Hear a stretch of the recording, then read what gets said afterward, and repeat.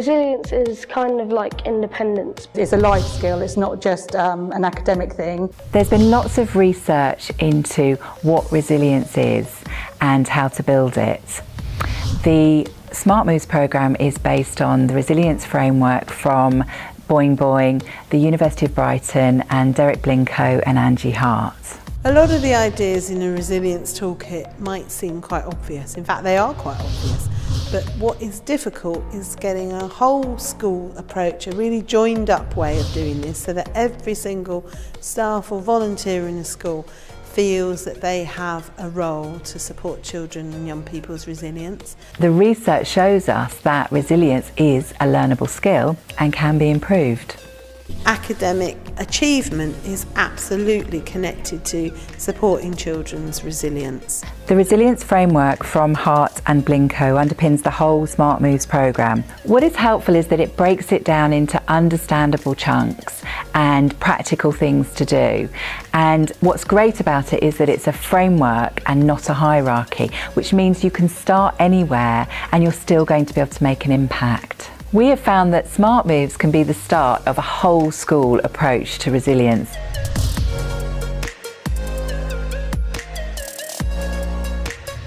I think from previous material, you have to follow week 1, week 2, week 3, because that's been set structure. For SmartMoves, you have it all in the book and you can kind of pick what you want, so you can use it quite topically. A lot of students would happen to be falling out because new friendship groups. Then we did the whole session based around friends, and it allows them to reintroduce themselves again to each other. So it fits really nicely topically, just not following it all the way through.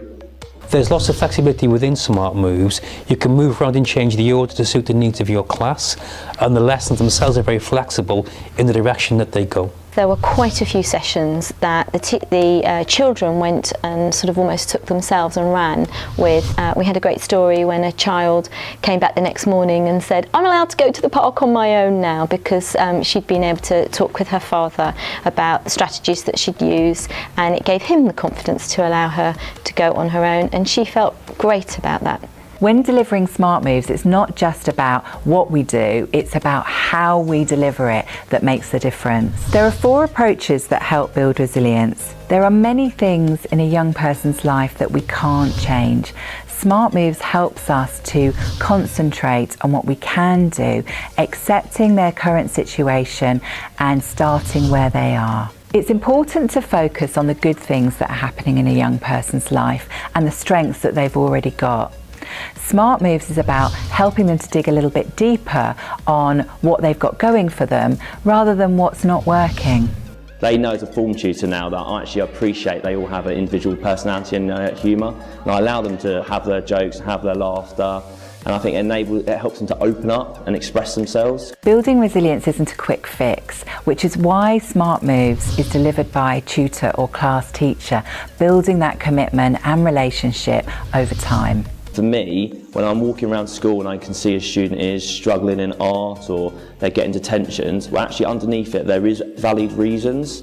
So I'm able to pull them out. So actually, are you feeling sad about this? We talked about it this morning, we talked about it last week. Is it still an ongoing issue? Enlisting others is essential to helping build resilience, which is why SmartMoves encourages students and teachers to think about, well, who else could help us with this? Or what else would help us? We know that resilience is learnable. So if you take time to understand the resilience framework and the 4 approaches, with SmartMoves you've got a toolkit that can really make a difference.